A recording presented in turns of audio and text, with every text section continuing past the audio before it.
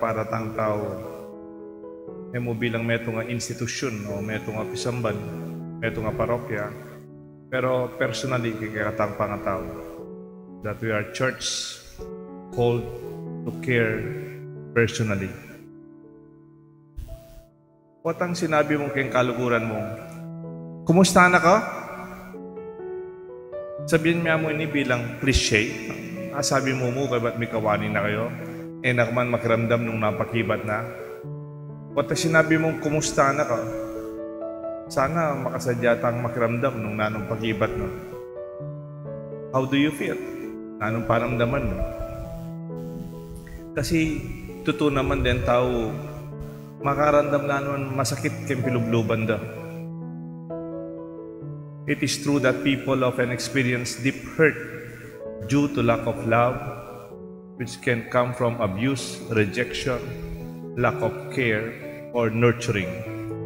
Watang manasakit siya yung tao muling manasakit siya, may sakabya. Manasakit siya uling may sugat siya. O manasakit siya uling atin yung panamdaman na sakit. Physical po yung ausang nito physical na sakit.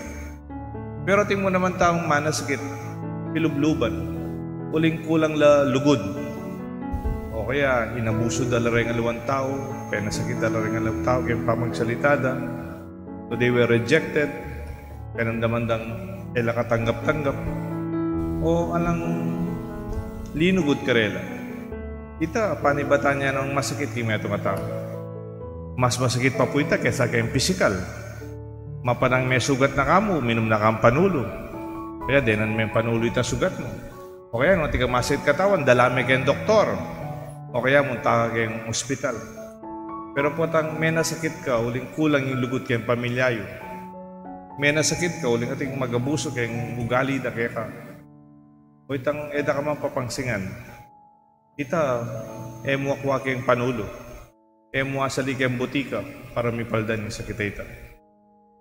It is true that the path of healing of these individuals lies in the restoration of love. Watang ibalik mo yung lugod, kantalang mipaldan. Watang panamdaman mo yung pamagmanano mo karela. Watang panamdaman dang pagmasabalan mo lang. Watang makasadya kang makiramdaman karela. Sometimes they call that accompaniment. Mumisa na naluklukat, misan niya pagramdaman, antabayanan me hanggang makabawi at mipaldan. The church has a crucial role in this process. Naabiyan ng ospital, naabiyan ng samban. O naabiyan ng mga galing na doktor o ng mga galing na panulo, naabiyan ng samban. That is reaching out not only to the masses, ng maraming tao, but also to individuals and families. Tandaan niyo po, Jesus, man menulo marakalan. Inulo na lang masakit, metong-metong. Personally, individually. Balo ko mong dakal ng inulo, at ang apulong leproswan. Pero tunay nang may patawaran, may namdaman niyang talagang grasya, itang migpasalamat. Nada kalya pepa ka na ni Kristo. Detang maranok, pepa ka na ano rin 5,000. Pero po tang manuluya, kareng masakit, metong-metunga na lang. It should serve as a source of light, love, and nourishment, like fruit and water, ababiyem king metong tao. Sana yung pisamban tamo, kaya katang pisamban, yama pangadita mo po, kalupan yung kaya katamong pagmisa ngeni, ing banal na sagradong puso ng Jesus. May we be a church with a heart. Mo itang pisamban mabiyasa, dakal tabalo, may garal tamo, mag-Bible study tamo, dakal tabalo kay Biblia, kay theology. Nune sana mo naman at itang panamdaman ka rin kaparatang tao. What is in our church doing to help heal people? How loving is our church? As our members, our members actively showing love and support to those who are hopeless and hurting? Maswelo ko po po tang akakita kayo, ilalo na rin kaya katamong AOP, at rin kaya katang mag-obra kayo pisamban. Po tang magbisita kayo po, kareng masakit. Po tang pupuntalan nyo la rin, balambat ng makasimba.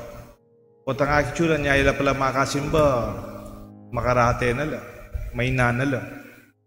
Kita mo mang binisita yula, kaya kipagkwentuhan yula, bigdala ko may pabalita ka rela, o iteng magrasya.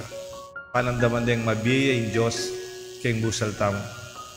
King Ebanghelyo tamong ngeni, ing akakit deng masakit, makalbagyabitis, makalbagyagamat, milakad, tinyang dropsy nga da. Pero alalang pakialam kaya, isipan da mo, may kamali Christian, dapat tinulin tao. They are very technical. You cannot schedule kindness. Time niya papagbalikan bukas. When we are saving life, time is of the essence. Tandaan niyo, Kristo is an itinerant teacher. Bali po yung itinerant teacher, lipat-lipat siya po, pupunta lang. Nakalupan ng meto nga doktor, at inyang pong klinika, punta lang may kayong oras sa itatsuya. Pero Jesus, pangaykit na kangeni, uluhan na kangeni, kasi pukas po talumipat na kayong aluwang balen. Munta na kayo susunod lugar. Kanya Jesus, yung panahuning Sabat, manuluyan. He does not have the luxury of time. Kita mo man. Tam dapat pibukas-bukas, ipelitanggawan ngayon. Nung tunay kang malubod, tayo mo na panayan. O tanggawa kang mayap, tayo mo na panayan tang mateka. O tang mateko. Pamana ko, yung ganakong bibandyan, karayang mangailangan. May atena, kaya mo naman ikit. Nung binyeda, pinkarayang mangailangan. Na po pa na yung talwin na mo, kantata mo isipan. Bali po ating nagpadala ka na ako. Tuloy, malambat ko na yung baloy niya. Pero pepadala din pa si Bahing Ening November 1, November 2, itang kaluguran ko. Kaya po ka na ako original. Pero nga na, buri mo nga kit nung gano'ng ka-importante yung biye. Hindi ka katang panahon. Mamisita ka nga along lugar. Muna, potang mamisita ka kayong ospital, kareng masakit. Kadwa, potang mamisita ka kayong ospital, akin mo gano'ng kaulaga, ingsi ka na ni kaya kang katawan. Kita mo mangyeni, sisimba kayo. Kita mong kayo, may kaposyal ka kayong ospital, pintalan mo yung kamag-anak, kaluguran yung masakit, maragulag grasya ito, akin mo, kaswelo ko. Pa maka-hospital ngayon. When you visit a hospital, you realize how important our health is. Niya tamo po, abos pa ni kaya kami kakatawan. Kadwa po, may kabisita na ko po kareng sukulan, keng preso. Kanina po seminarista ako po, ang bayo kong pare. Magpagmisa ko po kareng keng preso. Abalo ko pong biyasa kong mag-homily. Kanitang misan, magmisa ko po. May lang adwan dalan dahil sisimba. Lalaki langan po. Dahil aliwa, makatalakad la. Makabilad la. Alas 11 nga paking misa, bayo alas 12.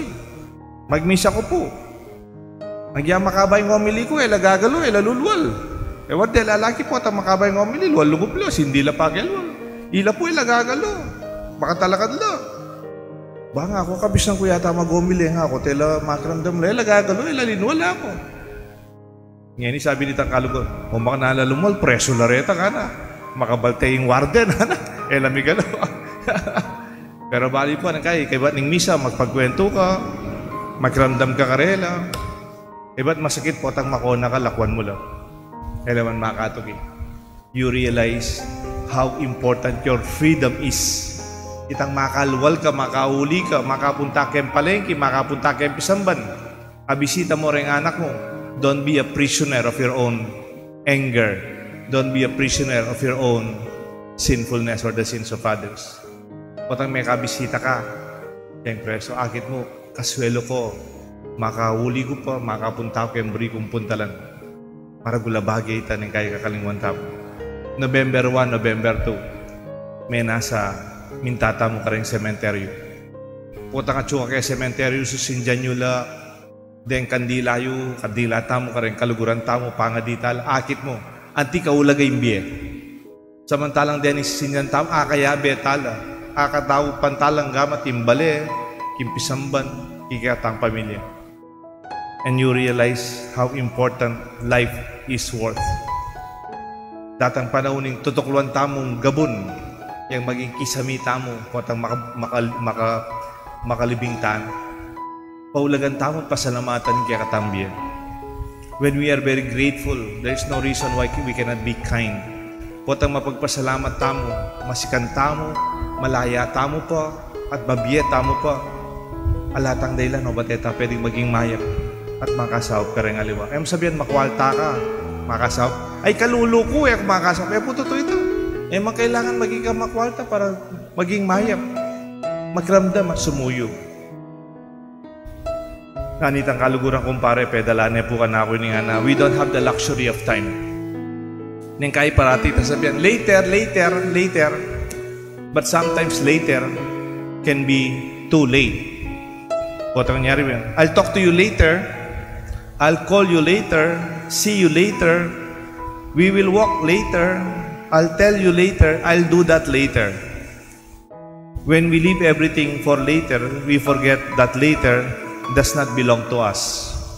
Later, our beloved might no longer be with us. Later, we don't hear them anymore, and we cannot see them anymore. Later may just be about our memories. Later, the day becomes night. The force becomes helpless. The smile becomes grievance, and life becomes death. Later can be too late. We don't have the luxury of time. We are a church called to care personally. Jesus inulo na itang masakit. Ang yang elabisa, din yung pariseo at eskriba, ang yang panahon pa ning sabat, inulo na uling natural kang susing kayapan. Sana kaya katamuman, tamo mo maragula pisamban, maragula parokya, badakal sisimba. Personally, we feel that we really care for one another. At sana paramdam tamo iti, lalo na kareng nasisimba, o kareng medyo may parayo na, kaya katamong parokya.